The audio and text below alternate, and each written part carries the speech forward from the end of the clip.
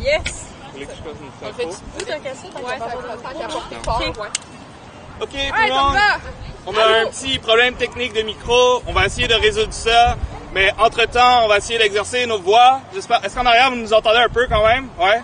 Si jamais ça périclite notre volume pendant, n'hésitez pas à nous faire un petit signe pour qu'on reprenne du poumon.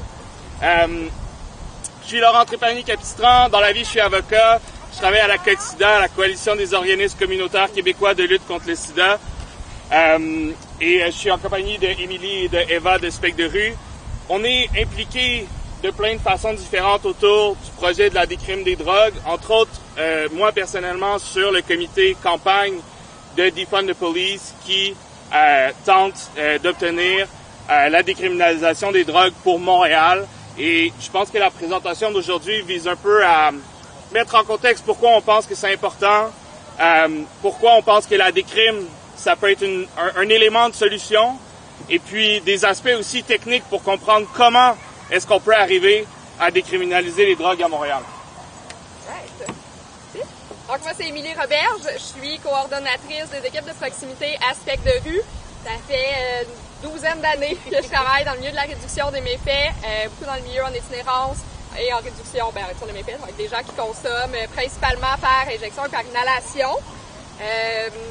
J'ai fait aussi de la représentation, un peu de la concertation sur les enjeux de surdose. Donc, évidemment, la décriminalisation, comme Laurent l'a dit, je pense que c'est une des pistes de solutions à mettre en place pour réduire les impacts, entre autres, de la crise des surdoses, mais aussi les impacts des politiques qui entourent la consommation puis les drogues.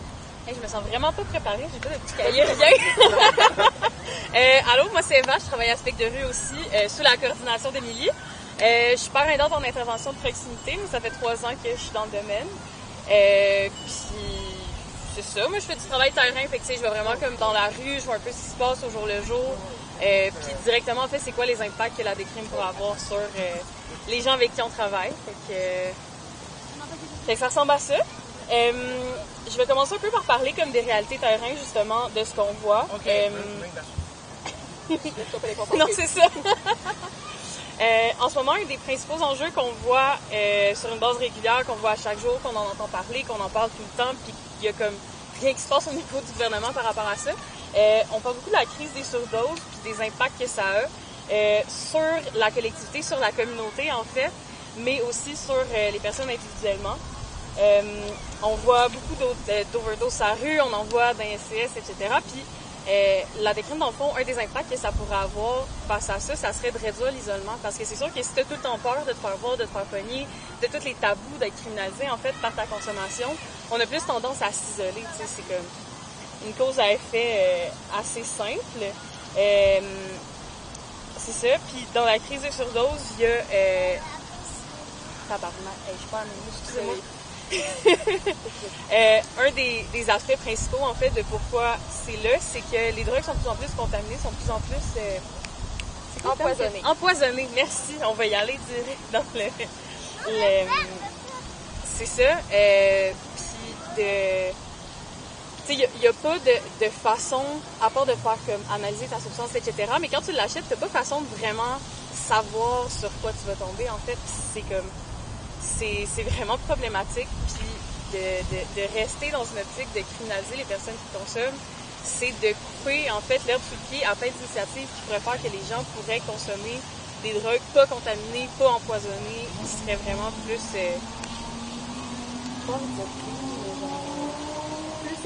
Plus sécuritaire, merci. On est pas plus un peu, je suis comme en train de perdre mes mots, puis je me désorganise. Je m'en allais. Je suis en changement d'habitude du marché. Ok, attendez, je vais improviser. Au niveau du terrain, on remarque aussi justement l'impact que ça a. Donc, tu sais, que les gens ont peur, que les gens vivent des deuils perpétuels, que ce soit les personnes qui consomment, leur entourage, les personnes qui travaillent dans ces milieux-là. On est tout le temps en état d'hyper-vigilance, on est tout le temps à un appel près de savoir est-ce que il y a quelqu'un qui a fait une surdose, est-ce qu'il a survécu. Ça crée des traumas chez les gens qui sont non négligeables et qui contribuent aussi à une augmentation, si on veut, de la détresse et de possiblement des comportements qui vont avoir des impacts, qui vont comporter plus de risques. La prise de risque va être plus grande due à un état de détresse. On remarque aussi, là, c'est un peu moins en lien avec vraiment les surdoses puis la criminalisation des substances, mais on remarque toute la criminalisation aussi de la pauvreté. Donc, tu sais, tous les règlements municipaux qui sont appliqués, mais beaucoup plus à certaines personnes qu'à d'autres. Tout ce qui touche, par exemple, à l'occupation de l'espace public, donc les gens qui ont nulle part où aller. On parle beaucoup de la consommation dans des lieux publics, donc à l'extérieur. Ben, tu sais, il faut comprendre que les gens ont pas d'appartement, ont pas d'endroit où vivre, parce qu'on est aussi en crise du logement, parce que les refuges puis les ressources sont pas tout le temps drug-friendly, parce qu'il y a des critères, parce que les gens sont pas à l'aise de consommer là, donc ils veulent pas nécessairement se cacher dans les toilettes publiques, tu sais, comme des petites toilettes cachées où personne va les voir, parce que s'ils font une surdose, personne va être là. Donc, ils vont aller dans des endroits où on va les retrouver, où ils vont être entourés d'une façon ou d'une autre par des gens de la communauté. Puis, il manque de ressources aussi, en fait, carrément. C'est pas juste qu'ils sont pas adaptés, c'est qu'il y en a pas assez. Puis, ils sont pas adaptés à toute la diversité de réalités, en fait, qu'on croise sur la rue. Puis, c'est ça, on parlait de comme pas avoir d'appartement, pas avoir de logement. Une autre criminalisation qui est pas directement comme sur les drogues, mais tout ce qu'on voit, on entend tout le temps, on voit tout le temps des démantèlements, en fait. Tu sais, les gens sont un petit campement, sont une gang, sont bien, il y a comme un sentiment de communauté puis un sentiment de sécurité parce que t'es pas seul dans ton coin à essayer de te cacher, tu sais, t'es comme en gang. Puis le fait de tout le temps de faire ça, ça fait tout le temps un bris avec la communauté, ça reconduit l'isolement. Puis c'est juste, c'est pas directement criminaliser la consommation, mais c'est tout entouré, c'est tout comme une grosse situation qui finit plus, en fait. C'est un cercle vicieux qui se reprenne tout le temps, puis qu'il y a comme rien qui marche. C'est difficile de s'en sortir. C'est difficile de s'en sortir. Sans aller chercher d'autres types de solutions, sans chercher un peu en dehors de la boîte, puis de ce qu'on connaît, puis des leviers qu'on a déjà, parce que je pense pas que c'est une surprise pour personne ici, mais ça marche pas. Criminaliser les gens, les envoyer en prison, les judiciariser, puis leur donner un shitload d'étiquettes, ben ça a jamais aidé personne à améliorer ses conditions de vie. Tu sais, des étiquettes, selon moi j'ai vraiment une haine profonde pour l'étiquette, peu importe c'est pourquoi. C'est juste une conséquence pour quelqu'un qui est pauvre. Parce que quelqu'un qui a du cash va s'en... Ok, cool. Ah ben, tabarouette. Ça marche. Ouais, ça marche. De m'entendre, mais je m'entends pas en même temps parce que je parle par-dessus moi-même.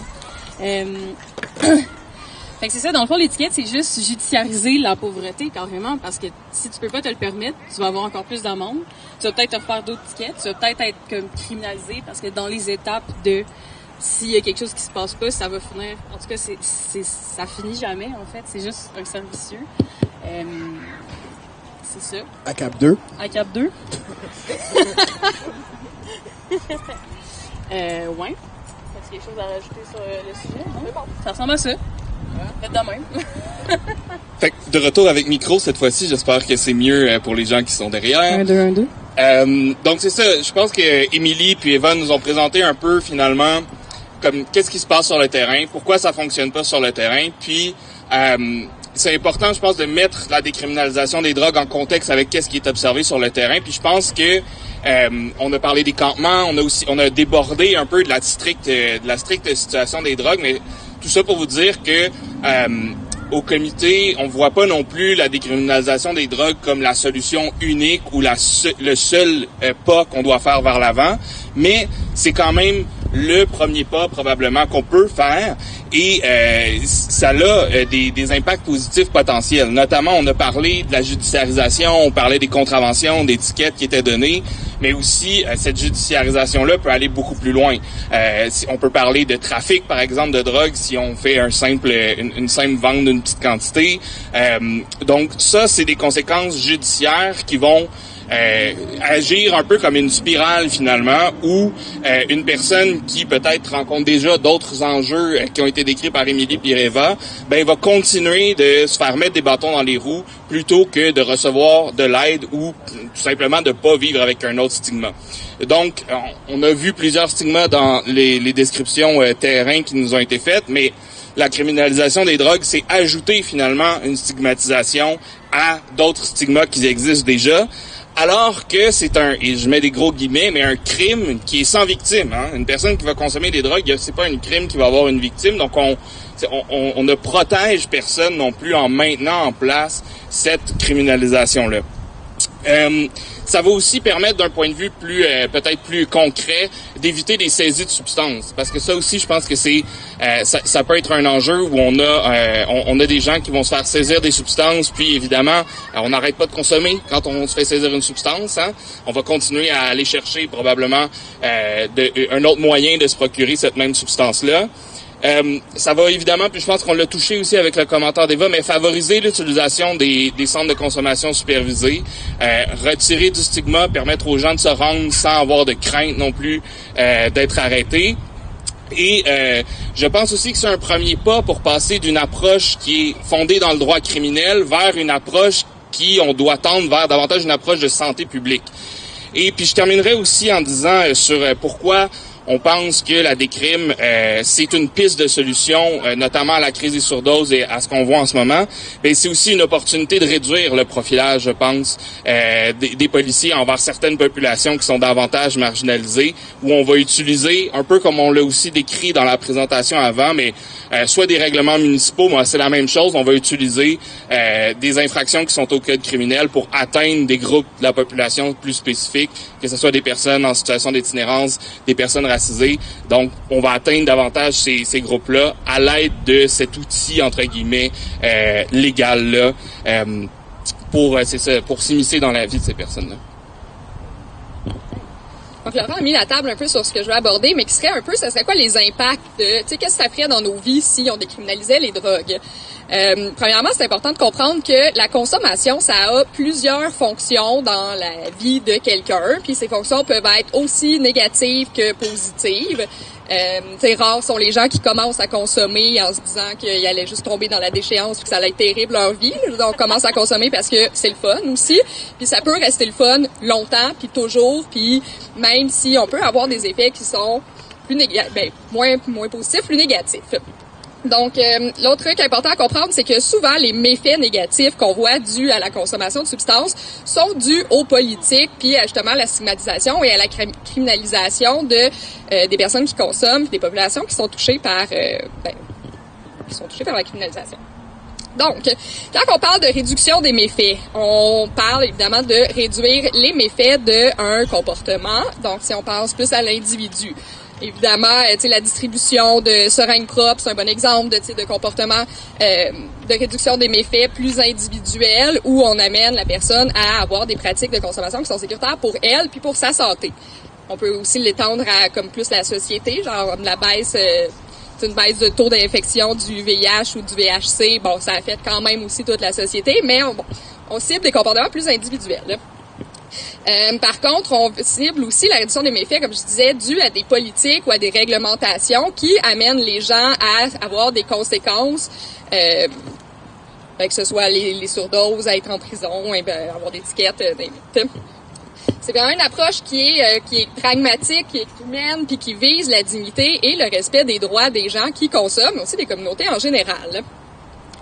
L'important avec la réduction des méfaits aussi, quand on met des politiques en place, si on veut par exemple un projet de décriminalisation, c'est d'aller consulter les personnes directement concernées, les consulter et les écouter pour vrai parce que c'est les mieux placés évidemment pour savoir de quoi elles ont besoin, pour pas qu'on parte sur un projet qui nous semble bien innovateur mais qui finalement répond pas réellement aux besoins des gens.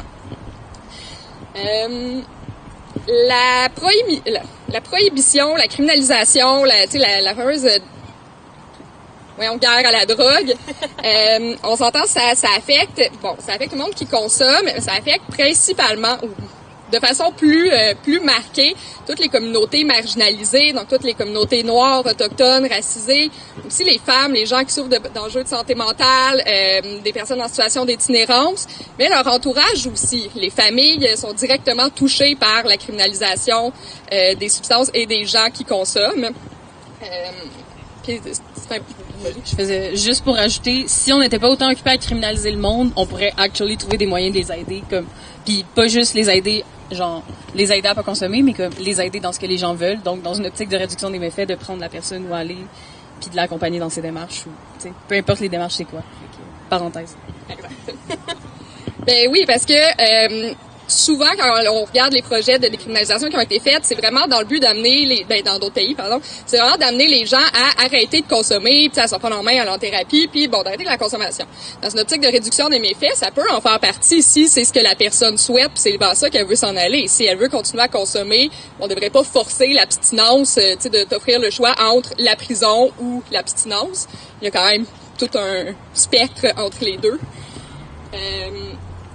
Donc, au niveau vraiment de l'impact positif qu'on a remarqué, les pays ou les régions qui ont adopté la décriminalisation, il y a clairement le nombre de décès liés à la consommation de substances. Donc, ça pourrait avoir un impact direct sur la crise des surdoses qu'on vit depuis plusieurs années au Québec, au Canada et ailleurs dans le monde. Un peu. J'essaie de voir. Il y a des trucs à être abordés. J'essaie de réduire un peu notre temps. Ensuite, on l'a parlé un peu, mais tu sais, les personnes qui sont criminalisées pour un crime sans victime, là, qui fait pas vraiment de mal à la personne, c'est un fardeau que tu traînes après toute ta vie. Avoir été en prison, avoir un dossier criminel, c'est quoi qui va t'avoir, tu vas avoir de la misère à avoir une job, tu vas avoir de la misère à avoir la garde de tes enfants, tu vas avoir de la misère à juste comme accomplir tes projets en général parce que... Peu importe c'est quoi le crime, tu sais, si c'est même pas quelque chose de violent, c'est justement quelque chose par rapport à la drogue, ben là, le reste, tout le monde va comme imaginer que c'est violent, tu sais, fait que ça teinte aussi, sans même que ça soit les barrières d'accès, comme à trouver une job, à n'importe quoi, juste la vision générale des gens du crime, de la criminalisation, c'est complètement négatif. Définitivement, tu sais, voir 4 autos de police arrêter quelqu'un qui consomme ou, tu sais, un petit dealer qui fait pas dans le mal à personne, tu sais, ça donne un peu l'image que c'est des dangereux criminels puis qu'il faut les arrêter pour nous protéger, alors que tu sais, si on part dans l'optique que la consommation de drogue, ce n'est pas mal et que genre c'est correct de consommer, c'est pas dangereux. Puis comme Laurent disait, on traite la consommation de drogue comme un enjeu de sécurité, alors que ça devrait être traité comme un enjeu de santé si on veut vraiment prendre soin des gens puis leur bien-être puis l'amélioration de leur qualité de vie. Donc, on a parlé de la baisse du taux d'infection, VIH, VHC. Attendez. Flip the page.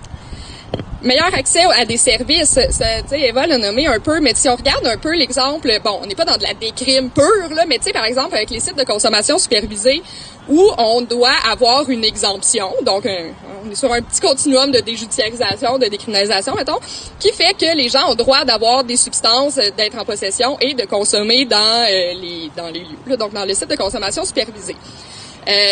On voit vraiment beaucoup d'impact à ces projets-là qui pourraient ou qui font encore peur à beaucoup de gens parce qu'on a donc l'impression que ça va attirer des gens puis que ça va amener le crime dans le quartier, alors qu'en réalité, il n'y a pas de preuve que ça augmente le niveau de criminalité dans les alentours, alors que ça diminue le nombre de consommateurs, de gens qui vont aller s'injecter dans les rues, dans les parcs, qui vont laisser des seringues à la traîne, et ça donne accès à des intervenantes, des infirmières, en Colombie-Britannique, à Vancouver, il y a des endroits aussi dans des SCS où tu as directement accès à une clinique, à un médecin, à un hébergement, tu as comme tous des gros services à intégrer où ça facilite l'accès parce que la porte d'entrée, c'est ils viennent consommer, puis après, s'ils veulent aller ailleurs, ils y ont accès. Donc, la décrime, ça aide. C'est ça ferait juste, dans le fond, faciliter le démarrage de projets comme ça, tu sais. Au final, ça serait simplifier la vie à tout le monde. Finalement, vite sur la société en général, parce qu'évidemment, ça a beaucoup d'impact sur les gens qui consomment et leur entourage. Mais tu sais, en décriminalisant, on pourrait réduire déjà la surpopulation carcérale, là, on s'entend. On pourrait diminuer les ITSS, les problèmes de santé. Il y aurait moins de surveillance dans les rues, donc encore les communautés plus marginalisées seraient moins dans le spotlight. Ça nous permettrait de détruire tout un système qui est colonialiste, qui est raciste, puis qui est juste problématique pour tout le monde. Puis, en faisant tout ça, en détruisant tout ça, ça nous permettrait de réduire les coûts parce que l'incarcération, ça coûte cher, parce que la prise en charge du DSS, ça coûte cher, parce que la réduction des méfaits, ça coûte bien moins cher, finalement. Puis, ça permettrait de réinvestir dans les communautés des projets qui font sens pour les gens puis qui aident à atteindre des objectifs. Et là, restez avec moi parce que c'est le bout un peu technique, plate d'avocat, mais je pense que c'est important quand même de faire certaines distinctions parce que c'est aussi un peu de cette façon-là qu'on peut atteindre la décriminalisation des drogues. Donc d'abord, décriminalisation versus légalisation. Peut-être qu'il y en a plusieurs d'entre vous déjà qui connaissent la nuance, mais je pense qu'elle est importante à faire. Il s'agit pas, quand on parle de décriminalisation, de dire que les drogues vont être légalisées. Ça sera un autre pas encore vers l'avant qu'il faudrait faire. La décriminalisation, ça vise plutôt à dire on va suspendre l'application des lois qui criminalisent les drogues sur un territoire donné. Vous avez probablement entendu parler de la Colombie-Britannique ou de d'autres endroits dans le monde où on a suspendu justement cette application-là. Qu'est-ce que ça veut dire pour nous? Ça voudrait dire que la loi réglementant certaines drogues et autres substances ne serait pas appliquée, par exemple, sur le territoire de Montréal. Une personne qui se trouve en possession d'une quantité de drogue pour sa consommation personnelle pourrait pas être arrêtée. Donc, la loi continue d'exister, elle même continue d'être appliquée dans certains autres territoires, par exemple dans d'autres municipalités du Québec, mais elle n'est pas appliquée et les policiers ne peuvent pas l'appliquer sur le territoire de la ville de Montréal. Maintenant, comment est-ce qu'on atteint ça? Ben, je pense que c'est important de revenir à la base et de dire, il est où ce pouvoir de légiférer sur la drogue? Ben, ce pouvoir-là, il appartient au gouvernement fédéral. Parce que notre Constitution, elle a un partage des compétences et ça n'appartient donc pas aux provinces. Donc, il faut s'adresser au gouvernement fédéral. Mais est-ce que ça veut dire que la municipalité ou la ville de Montréal n'a pas de levier sur lequel tirer pour atteindre cet objectif-là? Ben non. Parce que la loi qui régit les drogues, la loi réglementant certaines drogues et autres substances, en fait, prévoit un mécanisme où on peut demander une exemption pour un territoire. C'est d'ailleurs le mécanisme qui est très semblable, qui est appliqué dans les centres de consommation supervisés, où les centres ont fait une demande au ministre, qui est le ministre de la Santé, qui est Mark Holden en ce moment, et qui peuvent finalement, qui vont octroyer une exemption, donc, à l'application de cette loi-là. C'est la même mécanique, ou une mécanique très semblable pour la question de la ville de Montréal, donc, et d'ailleurs, il y a Toronto qui a déjà présenté cette demande-là. On a vu que Vancouver aussi l'a présenté, puis la province de la Colombie-Britannique a emboîté le pas.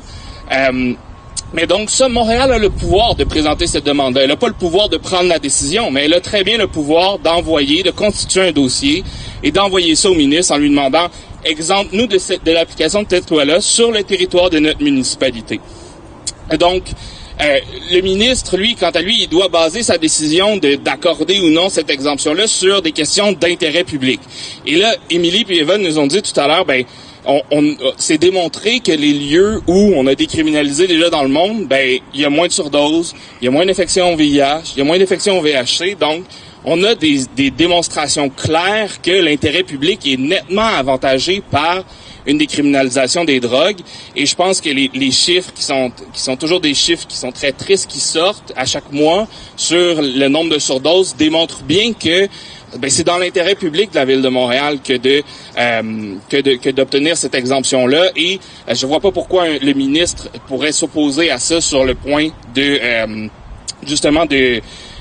l'intérêt public. On a aussi vu, on a soulevé d'autres arguments, Émilie et Eva ont soulevé d'autres arguments sur qui sont peut-être des arguments qui résonnent moins chez nous, mais qui résonnent plus avec d'autres groupes, mais des arguments économiques aussi, où on va sauver des fonds publics qu'on va pouvoir réinvestir, par exemple, pour donner plus de ressources aux organismes en réduction des méfaits, comme Spec de rue, par exemple.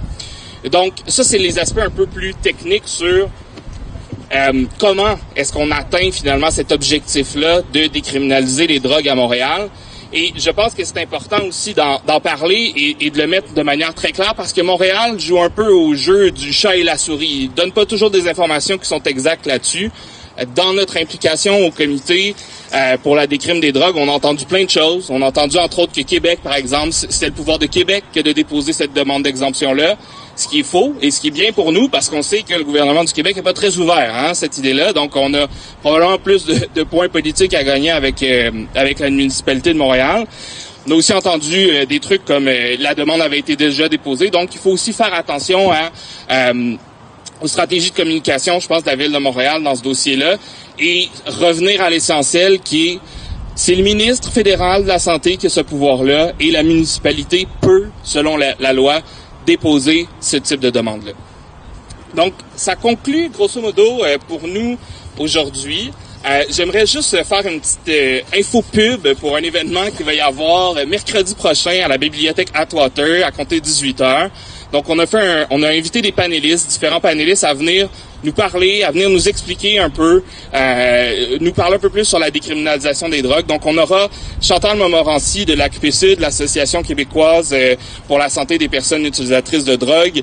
On va avoir aussi la Dr Marie-Ève Goyer et Lynn Black de Indigenous Support Worker Project, qui vont tous être là, animés par Mei Chu, avocate chez Ouellette Nadon, mais aussi impliquée dans le Chinatown. Donc, qui vont venir nous parler un peu plus de la décrime des drogues, quels impacts ça pourrait avoir, quels impacts aussi dans les organismes, sur le terrain ça peut avoir. Donc, vous êtes tous invités 18h mercredi prochain à la bibliothèque Atwater. Voilà, Émilie, Eva, vous voulez dire un petit mot de la fin? On n'avait pas de période de questions finalement à cause du retard technique. Absolument. Ben, s'il nous reste quelques minutes, je pense qu'on pourrait avoir des questions. Qui veut se risquer? On a quelqu'un là-bas.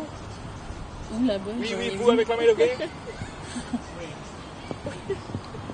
Oui. Yeah. I was just wondering, like, based on what you said, that Montreal needs to ask the federal government for this extension of the law. What are the biggest challenges it seems to ask? Because there was a campaign recently where people like sign up for the petition to pressure the city to pass this, and also like to pressure the representatives and this and that. What's the biggest challenge right now? Donc, la question est, si je la rephrase pour être sûr que tout le monde entend, c'est quoi le plus gros enjeu pour la Ville de Montréal à présenter cette demande-là ou à ne pas la présenter?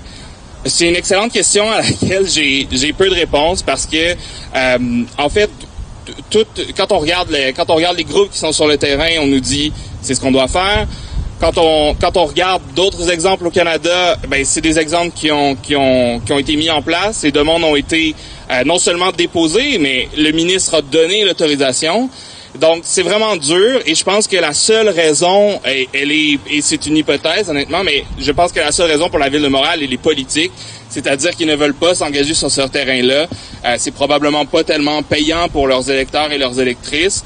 Tout à l'heure, Ted nous disait, c'est un parti qui crée des voies cyclables. On est tous contents. Il y en a plusieurs d'entre nous qui se déplacent en vélo, mais c'est pas nécessairement non plus ça qui va venir aider des populations plus vulnérables. Donc, je pense que la raison elle est politique et puisque la raison est politique, c'est important de continuer à mettre de la pression sur nos élus, sur les représentants et à pas lâcher le morceau et à les forcer à se commettre finalement, à tenir un vote au conseil de ville et à être honnête avec les Montréalais et les Montréalaises puis à nous dire si vous voulez pas la présenter, ben soyez honnête, arrêtez d'aller dans les médias pour nous dire que vous êtes d'accord avec cette solution-là sans jamais passer à l'action, sans jamais la mettre en place. Il faut, je pense, continuer à pousser sur la Ville de Montréal, à pousser sur l'administration de Projet Montréal, l'administration Plante, pour faire en sorte que ils donnent leur juste à la population de Montréal puis aux personnes qui utilisent des drogues. Vous voulez ajouter quelque chose? Juste, ouais, ben un peu. Tu sais, il y a vraiment comme une game politique de vouloir satisfaire tout le monde. Tu sais, fait que de prendre cette décision-là puis de le faire en fait, ça serait comme donner raison à une catégorie de personnes qui ont des demandes, mais le faire comme dans le dos des autres qui sont peut-être plus la base de personnes qui ont voté pour eux, tu sais, fait qu'il y a probablement comme toute cette dynamique-là que moi je perçois dans cette décision-là, en fait. Yeah. On a peut-être le temps pour une dernière question, si quelqu'un aimerait, ou un commentaire aussi, ça n'a pas besoin d'être une question. Un petit micro, quelqu'un? Non? Oui, au fond. Absolutely.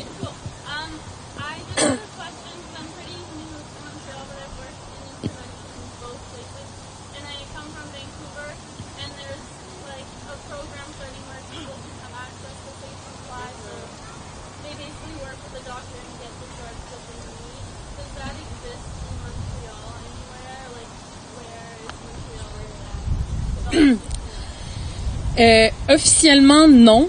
officieusement, oui, il y a certains docteurs qui vont comme être prêts. Elle parlait de Safe Supply, puis de comme les docteurs qui pourraient être prêts à prescrire des alternatives en fait à la consommation de la drogue de rue. Ça commence un peu à se voir, mais c'est vraiment comme à la discrétion des docteurs. Ça se parle pas vraiment. Il y a pas de comme lui, il veut faire de Safe Supply. Tu sais, ça commence, mais il y a rien de comme. Il y en a, il est pas optimal dans le sens qu'il y a pas un très grand choix de substances. Donc, tu sais, ça va être déjà pour les opioïdes. Tu sais, là où ça se fait beaucoup plus officieusement, ça va être avec les stimulants. Il y en a des docteurs qui le font. Là, on n'appelle pas ça du safe supply parce que c'est pas un truc officiel. Mais ça existe. Au niveau des opioïdes, l'enjeu, c'est que ça va être des dilos, par exemple, alors que, tu sais, les gens sur le fentanyl, qui est comme vraiment beaucoup plus fort, des dilos, ça le fait pas. Fait que, tu sais, ça correspond pas nécessairement à ce besoin-là. Tu sais, des revendications du milieu, c'est, oui, de continuer ces programmes-là, parce que pour des gens, ça va aider, pour des gens, c'est de ça qu'ils ont besoin, mais d'ajouter d'autres substances, c'est que les gens aient le choix d'avoir accès à leur substance de choix, qui est safe, ou safer, du moins, pour éviter d'avoir à se tourner vers le marché noir pour acheter des substances qui vont être contaminées. Donc, oui, mais c'est pas optimal, là. Puis, ben évidemment, c'est des médecins qui sont débordés, c'est des cliniques où c'est super long à avoir des rendez-vous, là, c'est pas genre tu te présentes pas puis tu pars avec ta prescription comme ce qu'on aimerait, mais voilà. Et c'est ça, on disait, je pense aussi au cours de la présentation que la décrime, c'est pas une solution qui va régler tous les enjeux qui ont été abordés, entre autres par Eva puis Émilie, mais on pense que c'est le premier pas, puis après, une fois que ce pas-là il est fait, on peut continuer à penser aux prochaines étapes, puis si cette prochaine étape-là, on a été un peu écourté dans notre présentation à cause des délais de micro, mais on pense aussi que le Safe Supply, c'est peut-être, une fois qu'on aura atteint la décrime des drogues, c'est probablement la prochaine chose auquel il faut se mettre à réfléchir, puis à profiter d'un éventuel momentum où on obtient une décrime pour commencer justement à réfléchir puis à sensibiliser sur les impacts positifs qu'un Safe Supply peut avoir. Là.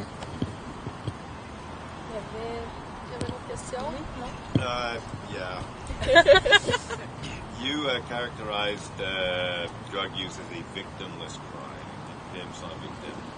Et c'est peut-être vrai que la consommation lui-même, c'est plus ou moins victimless à part de la personne qui consomme. Mais les gens qui sont dépendants, ils font des vols pour avoir l'argent nécessaire pour payer pour le supply. Il y a la prostitution, le drug debt, etc.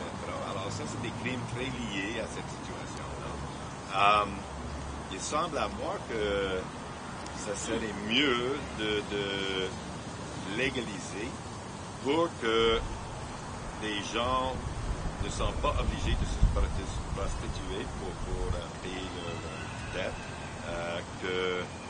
qu'il y a moins de vols, etc. Qu'est-ce que vous pensez de ça? Ben, je pense que là, tu sais, il est vraiment question de délit de subsistance un peu, donc des gens qui se tournent vers un type ou certains types de criminalité pour survivre ou subvenir à leurs besoins. Tu sais, quand je parlais tantôt des méfaits causés par les politiques, on tombe un peu là-dedans. Avec le travail du sexe, c'est particulièrement flagrant, on dirait, parce qu'il y a aussi la criminalisation du travail du sexe, tu sais, des clients et tout, qui est particulièrement dangereux pour les personnes qui le pratiquent. Après, effectivement, je crois que, tu sais, en décriminalisant, déjà, si on réduit l'impact, bon, tu sais, de la stigmatisation, de la judiciarisation, de la criminalisation, j'ai l'impression qu'on va aller couper un peu dans ces délits-là de subsistance, parce que, ben, peut-être que ça va être plus facile après se réinsérer, comme si on veut. Mais il faut aussi s'attaquer à d'autres enjeux, parce que si les gens ont les moyens de subvenir à leurs besoins, consommation ou pas, ils vont être moins forcés à se tourner vers d'autres délits, d'autres actes criminalisés. Vous voulez rajouter là-dessus? Ça fait ça. Merci beaucoup. Je pense qu'on vient au bout de notre temps. Moi, je vais rester à l'avant si jamais il y a des questions auxquelles on n'a pas eu le temps de répondre. J'ai aussi les informations pour l'événement dont je vous parlais. Si jamais vous êtes intéressés, n'hésitez pas à venir me voir pour que je vous donne un petit flyers qui va avoir le lieu, l'heure et les personnes qu'on a invitées à parler à cet événement-là. Puis évidemment, vous êtes tous et toutes très bienvenus. Merci beaucoup.